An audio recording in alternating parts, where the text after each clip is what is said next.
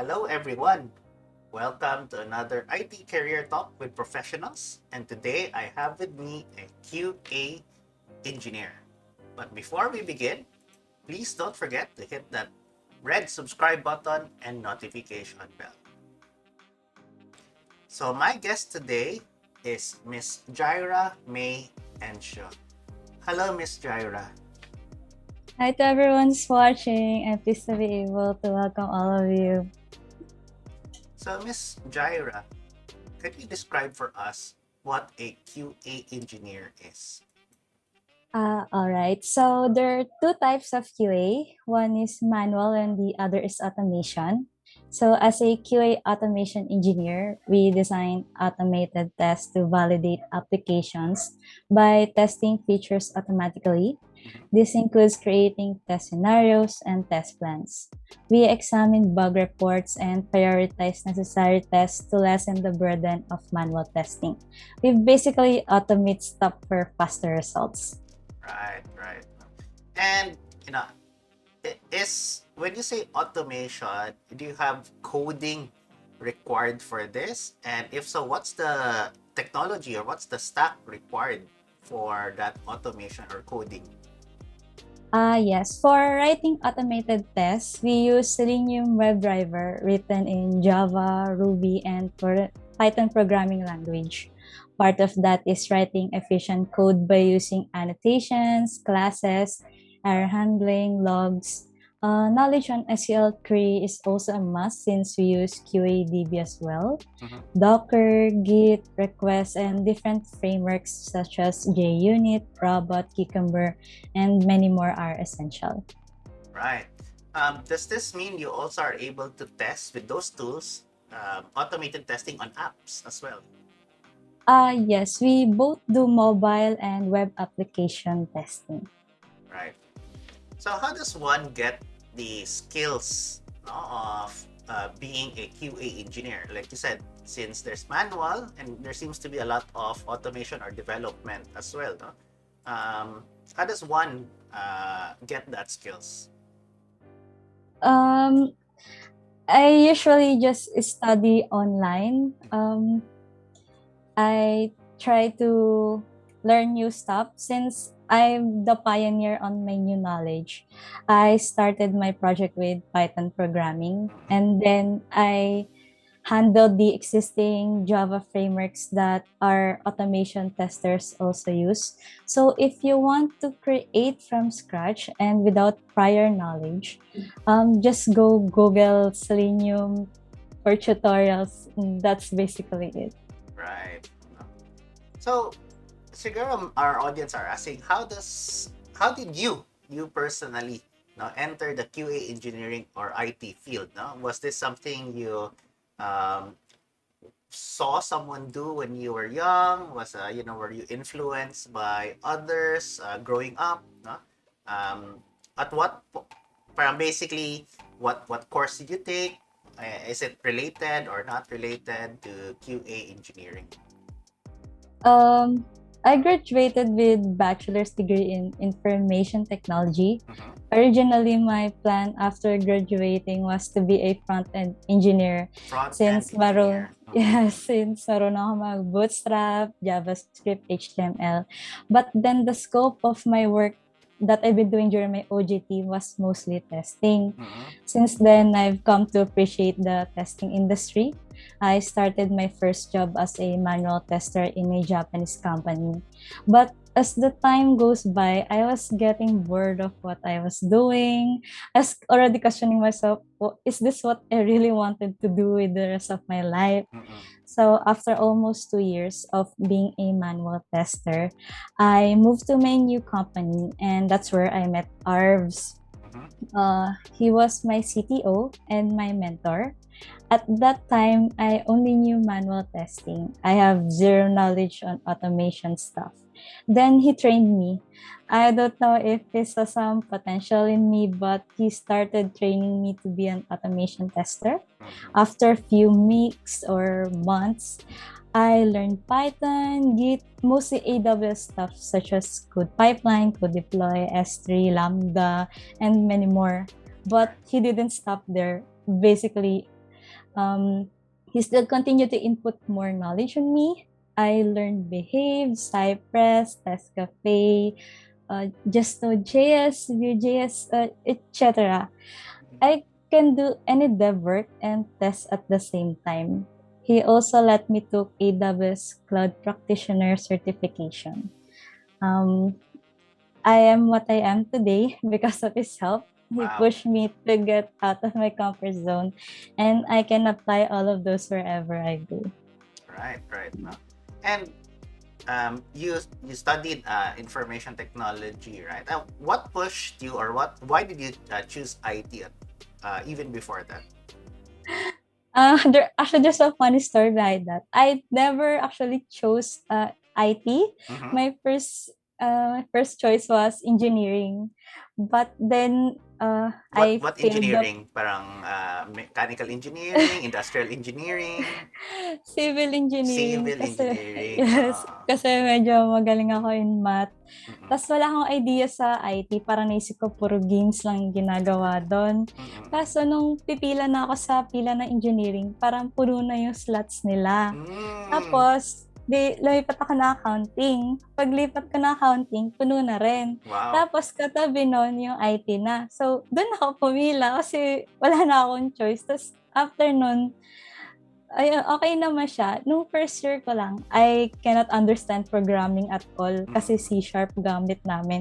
Tapos, nung second year, dun ko na nagets yung logic, yung loop, and everything na you don't have to memorize the syntax. Just need to get the logic. Right. So, ayun, I enjoyed naman and I don't regret every second of it. Right. Medyo mahirap ata yun, no? Na C# as an introductory programming. Medyo, if I think about it, yung medyo syntax heavy si C#, no?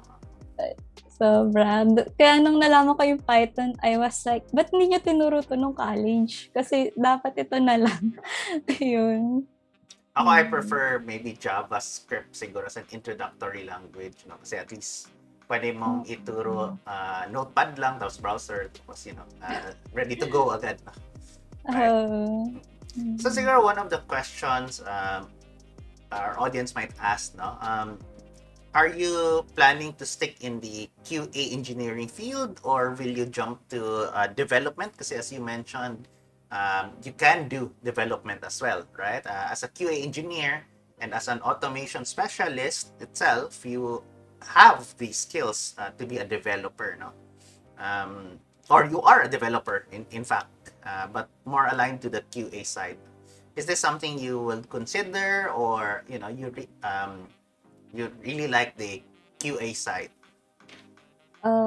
For now, I'm still enjoying QA automation since I can break things and I love to break things Yeah. while coding. Mhm. But I don't know, maybe in the future, if ever I want more challenge, if I get bored, I would like to security testing, like Mm. white hat or something like that. Maybe infrastructure also, but focus only on Python and AWS because Right, that's what my specialty is. right, right. Yes. I like that. No, there's actually, you're correct. There's a freedom to try to destroy or penetrate the system in a safe environment, no? Because as a QA, that's what you're trying to do, no? Trying to find the flaws, ganyan, and if you find the flaw, from good, no? On it as Mm. well. That's very interesting as well. Mm. Um, Speaking of these skills, right, and getting hired or moving to a QA engineering from manual to automated, what certifications, or what um, how did you get, parang, is there a particular hiring strategy that you've noticed to be in a position like yours? For applying as a manual tester, you just need to be an IT graduate. And then for applying as a experienced manual tester, well, a good QA training helps you gain practical skills that you use on the job.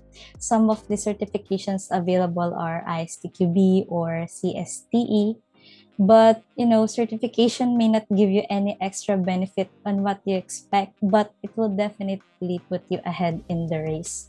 Though I don't have any certifications, but I can guarantee you I can deliver you any results that you want. So yeah, that's it.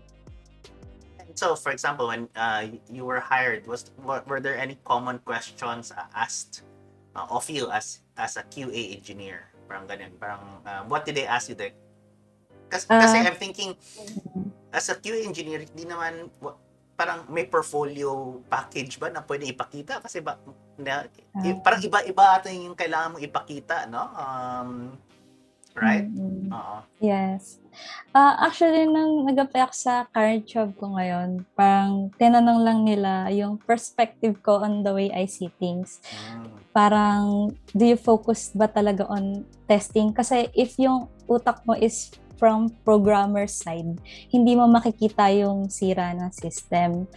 And then, they asked me, bakit mo gusto yung pagiging QA? And then, if ever there's a possibility nga, with the same question kanina na, would you like to also do dev work? So, parang, kunwari, ikaw nakakita ng bug, gawin mo na rin. Yung mga ganong stuff. Tapos, another question is, can you handle different languages? Since we use nga different languages in our company, so dapat flexible ka in handling those. So, I just said that I do not specialize them, but if you give it to me, I can learn and I can be an expert with that. So that's what made me accepted here. Right. Yung passion ko to push through whatever it takes. Parang ganun. No, that's a very parang exciting and ano, like you said, sometimes tinatanong ka to check it and then minsan to even propose the solutions already, no? Kasi you can do both, no? You mentioned a little bit about passion. So maybe I can ask now, what are you currently passionate about, both in tech and non-tech? Uh, for myself, okay, I'm currently passionate in self-improvement, Mhm. not just in my job, but in my personal life as well. I seek out new knowledge and actively develop new skills. Since yung technology and tech stack natin is continue nag-grow, hindi Right. tayo pwedeng napag-iiwanan kahit punong-puno na yung resume natin ng tech stack. So I always keep track of libraries and tools that may further enhance my work. Mhm. And I also like the feeling of knowing more today than I did yesterday. Learning boosts my confidence and gives me a real feeling of achievement. The more I learn, the more I have to share, teach, and help anyone around me. So in personal naman, I'm kind of passionate in playing piano and painting right now. So pang-release siya ng stress ko kapag may mga errors ako, ganun. So, yun. I see, no? And ito na, sabi natin, let's say may error sa code or yung may hindi pumasa na sa'yo, sa QA, no? How do you handle that? Is it just as simple as reporting the ticket? Or parang, siguro, especially if let's say malapit na yung deadline na kailangan siya ilabas, no? Tapos nakita mo, uy, may error. How is that usually conveyed, no? Conveyed to the team. Okay, there are many factors pag nakita ka ng bug. First of all, is that scope ba siya ng ticket? Kunwari, login lang yung feature na tinatest mo, pero nakita ka ng error somewhere in the other tabs, so di mo scope yan. Susunod, is it a third-party app? So, kunwari, yung API na ginagamit namin, nag-error siya, but hindi sa amin yun. So, lot of scope din yan. Irregardless, kahit mag 500 error siya or what.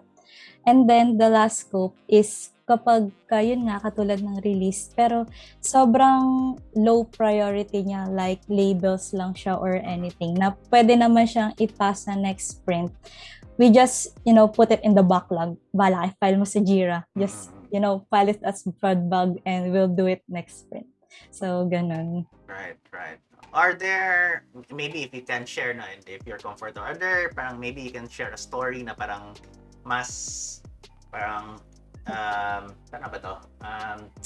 Parang mas parang deadline na talaga, or parang hindi maintindihan ng developer bakit bug, tapos parang, or is it always like parang usually uh, magagets naman ng developer ang ano, Ah, or usually maybe is it because maybe hindi well written yung scope, or maybe mali lang yung interpretation nyo ng each other scope ba, parang ito yung ticket, iba yung pagkaintindi mo, tapos iba din yung pagkaintindi ng developer. okay. Merong instance no na pro deployment na namin that Mm-mm. time. I think it was Thursday or Friday yata. Tapos 3 a.m. na nun. 3 As a.m. in Okay. yes, we were working from 7 a.m. to 3 a.m. na. Tapos ang nangyari kasi, kore, I find a bug kasi nag-fail yung scripts. Si-fix ni Dev. And then, nanganganak yung Anak ko. fix niya ng Oo. napakadaming bugs. So, what happened is, yun nga, kunwari, di finix niya. I run the test case again. May nag-fail na napakadami din. I report. Hindi kami natapos hanggang umabot na kami ng 3 a.m. Tapos, sinabihan na kami ng manager namin na, hey, let's stop. Just put it in the backlog. We need to deploy this right now kasi magagalit nga si customer. Right, right. So, parang ayun, mga under the table siguro na hindi talaga maiiwasan. Yes, ganun. So, I think important talaga is code reviews. Kasi minsan dahil nga din dun parang deploy lang ng deploy. So, ayun.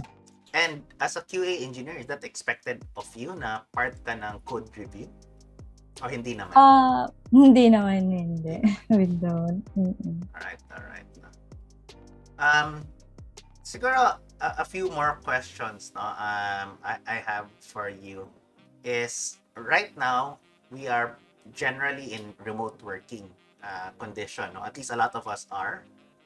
How has that changed your work, or your job description, or how you behave?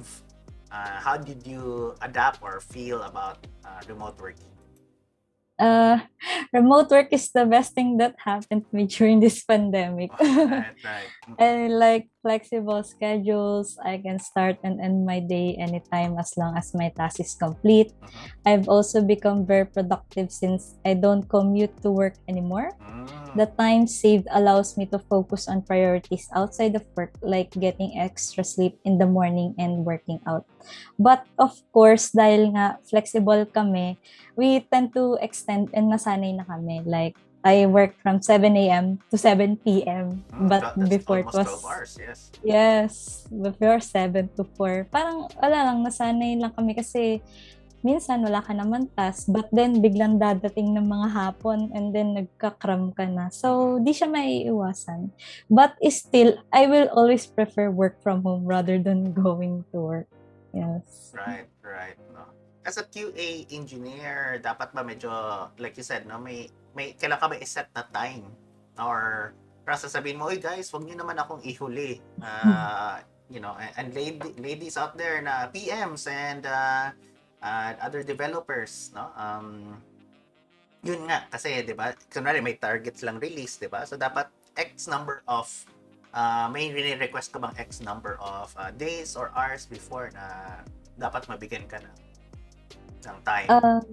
Yes. Actually, we go by weekly sprints. Like, first week is QA testing, second week is release testing, then third week is prod deployment. So, minsan, umaabot ng release na kahit QA pa lang kami. But, napag-uusapan naman namin yun na, hey guys, you need to push this. Kasi minsan, nasa code reviews pa yung mga code nila and hindi kami makapag-start ng testing. Right. So, need din namin maghabol. So, ayun. Talagang communication lang with the team para maintindihan kanila na hindi ka nag-overtime lagi. Yes. Oh, tama. Siguro one of the hard parts I think of QA is, for example, yung environment testing, right? For example, itong data, or parang nag-report ang user na, hey, my account may error. Tapos pag sinimulate mo sa maybe sa environment ng staging nyo, hindi ma-reproduce, no? Pero nakikita mo positive talaga sa production. In those cases, how does that, parang how how is that usually handled on a QA engineer's perspective? Or Ah, ang QA engineer ba, you have to also do test on production? Usually kapag ganyan, kuwari nag-report si customer na yun nga, may issue ako, we try to replicate on prod first. On And prod then, first yung replication. yes, prod. Kasi kapag hindi siya existing sa prod, hindi rin siya existing sa QA since yun nga QA branch, release branch. And then kapag hindi pa namin siya nakikita, we check the logs na. So kada pindot ng button, 'di ba may API 'yon, then magpapakita ng logs. So mga ganong steps na on testing. And pag wala pa rin talaga, we try to ask help na sa devs like, can you check your code kung visible ba talaga to? And if not, baka data issue lang. And we've spent 8 hours on investigating na data issue lang pala siya. Right. So, yung mga ganong scenario. Right. Right. So, siguro, like I said, it's just a few more questions. No? And I wanted to ask you, and I'm very impressed on your QA engineering skills. No? What makes you, or how do you define your success? What makes you successful? I can't totally say I'm successful yet, but to achieve this level of success, one must be committed because through commitment, you can gain motivation to pursue success.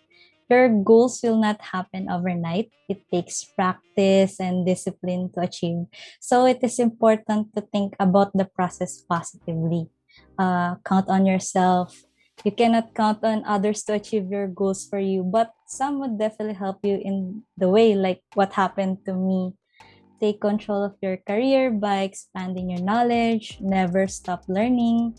You must continue to grow. And lastly, always be humble.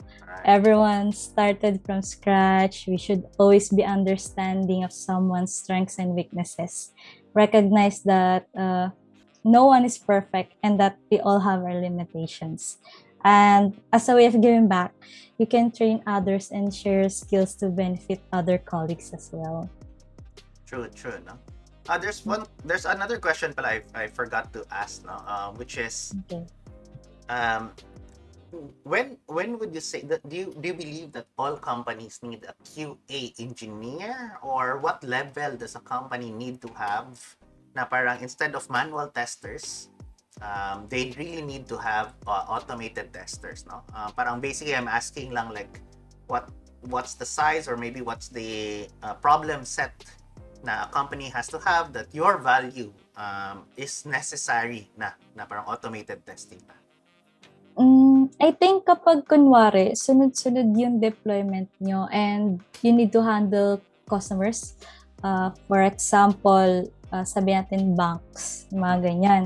Lagi kayong may updates and features. And then, hindi naman pwedeng ima-manual lang yun. Kasi kapag minanwal nyo na minanwal, malilate na kayo sa deployment. So, I think essential na may automation yun para you just run the whole script and then when you see it's failed, it's passed, then it's good. If it fails, you let the manual tester test it again.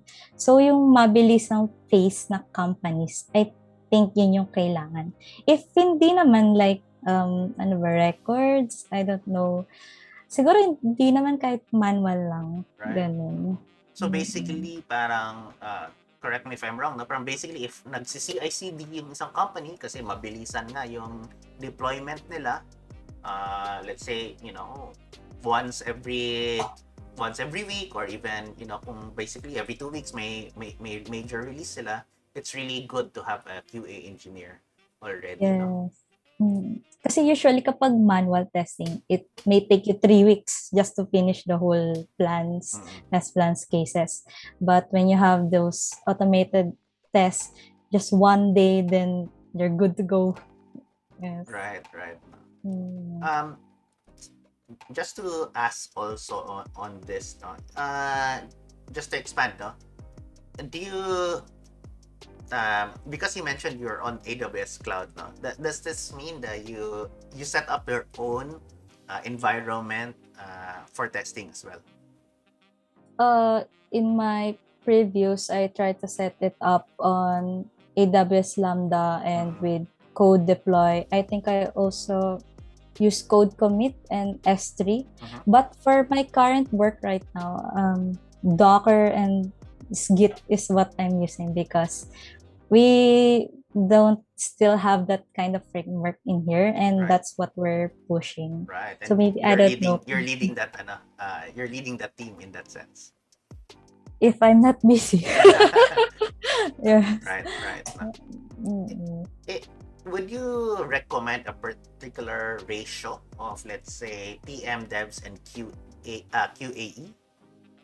Parang, kunwari, kung may 5 devs, dapat may 2 QAE, no? Or QA engineer. Or parang, 1:1 ba? Is it more towards, ano yung magandang ratio? Mm, On your mm. opinion lang. Siguro kung 8 ang devs mo, dapat 2 QA mo. Mm, No, actually, if 3 devs mo, that is equals to 1 QA. mm, Uh, then, pag lagpas doon, you already need another one. Kasi, we vary from points in Jira. So, kare 34 points, tapos maglalabas ng, kunwari sabi natin, 20 tickets. Hindi kaya ng isang QA yon. So, mababurnout siya. So, she always needs another one. right, right. No, oo, tama ka. Avoid din natin yung burnout, no? Work-life integration as well. Yes. So siguro my last question na lang, no, is maybe if you have some advice to, either the youth, to manual QA that wants to be a QA engineer, for women who want to be in tech, no? What are your advices? For me, being optimistic and having self-awareness is often the best path to take. When you are able to recognize the areas in which you are struggling, like coding, etc., and have passion for yourself, you'll be able to make a plan for change. And by reflecting on past successes and mistakes, you'll be able to evaluate what went well, what went wrong, how can you do things differently in the future, and where you still have room for growth. And for those who have zero knowledge on automation stuff and wanting to migrate, don't be scared. It's not that hard.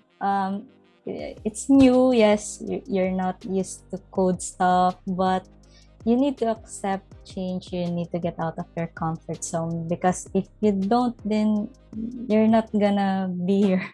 So yeah, you just need confidence. Right, right. No.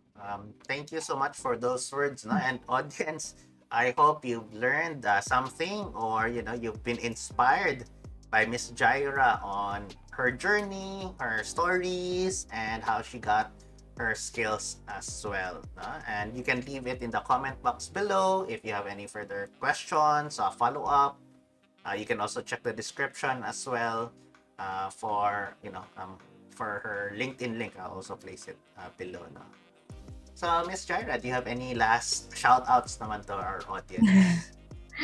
Uh, I want shout out sa previous office mates ko, kila Arvs, kila Mike, kila Romel, and for you too for inviting me here. Thank you very much, and for you guys also, please subscribe. Right, thank you. Thank you. Thank you for that shout out na nasama ako bigla. Right.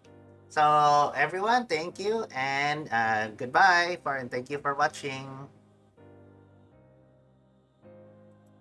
And of course, if you like our content, hit that like button, subscribe button, and notification bell.